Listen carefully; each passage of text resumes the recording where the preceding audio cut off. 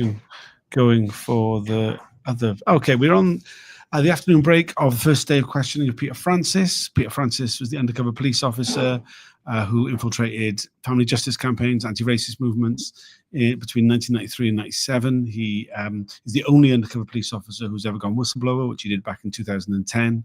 This is the first of 4 days of questioning of him. I'm joined by Evelyn Lubbers, the Undercover Research Group. Evelyn, what have you made of what we heard from Peter Francis since lunch? Well, it's certainly very useful to have him here because he's been questioned in very much in detail about exactly what he heard, what was said. And we've had like about 5 or 6 different issues where we went along all the different officers that were in the SDS and the managers and the backhouse. Did you ever hear so-and-so saying anything racist, so-and-so, so-and-so? And if he would answer yes, they would go into what was the context? Was it in front of other people? Was it? And it's, I think that is very, and Peter Francis is also like very clear on when he remembers something and when he doesn't. He's able to recall a lot of like racist stuff, the atmosphere that was like before lunch mainly. Now it was like more detailed. We're going very deep. And we get a good impression of how the atmosphere was and how afraid the team and the Met in general were after Stephen Lawrence and when the campaign for the Stephen Lawrence family justice campaign got off. It was compared with the potential of public order disturbance was compared with Los Angeles. There was a lot made of the specific direction that Peter Francis was given by HN86, his manager, who during 9 months before he was deployed into the field gave a lift to work each day whilst he was working in the back office.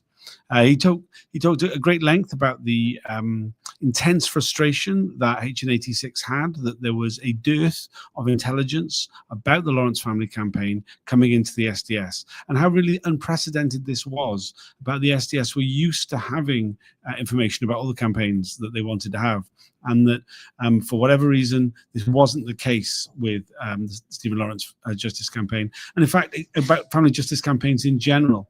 But the Stephen Lawrence campaign was felt that this could be the big one. This was something that was, akin to Rodney King in LA, and that there was a fear that they were going to lose control of the situation in public order terms, and that led to a desire, a need to discredit the family. And he talked about how this had been done in the past, about how SDS intelligence had been passed on to the media. He talked about this case of Cynthia Jarrett, about Joy Gardner, and about how it was felt that if you could discredit a campaign, then you could take the steam out of it. He said that HN86 expressed these issues and this concerns them in very, very racist terminology, repeated use of racial slurs when referring to black people. Yeah, and also this evidence sort of I can't find the word.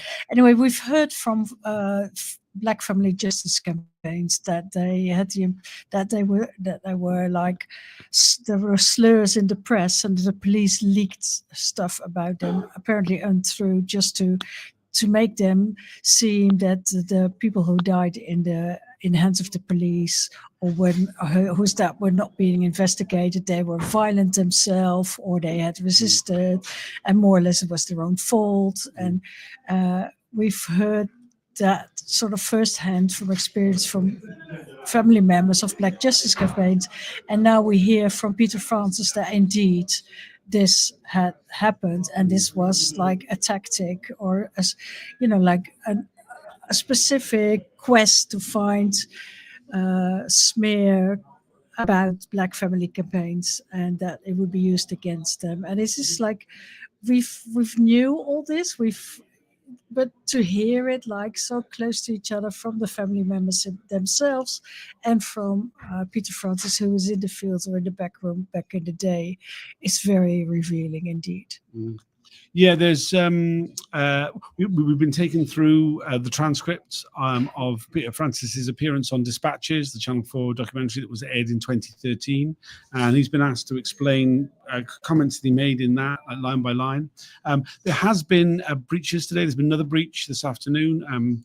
Can't talk about what it's about. I haven't been asked to delete any of my tweets. I'm pretty sure that I didn't break any restriction orders with what I posted out. So there's a lot of things that have been said this afternoon about the way in which undercover officers were prepped, how they were given the license to break the laws. Peter Francis talked about how before he was an SDS officer, he had a gun, he was allowed to speed, he was allowed to run red lights.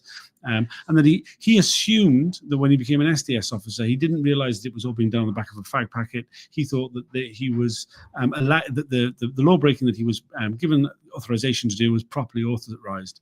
He was told that it wouldn't be perjury for him to give evidence in court under his false name, as that his false name was linked to his real name, and the Home Office were aware of what he was doing, and this wouldn't be an offence either. So the culture of impunity, I mean, essentially, it just shows how for ordinary officers, this was just normal. It kind of felt that like that was, well, that's the kind of thing that happens with the police. You kind of get given the opportunity to break the law as a police officer. This is the way it would work. We're only on a short break. Is there anything else you'd like to add? No, not now. No. We'll do another a recap at the end of the day. I'm not sure how long it's going to run late today. There's 4 days of evidence for Peter Francis, but there's an enormous amount to get through. We haven't got to any of his actual reports yet. So I would imagine it would run fairly late. Thanks for joining. We'll see you all again.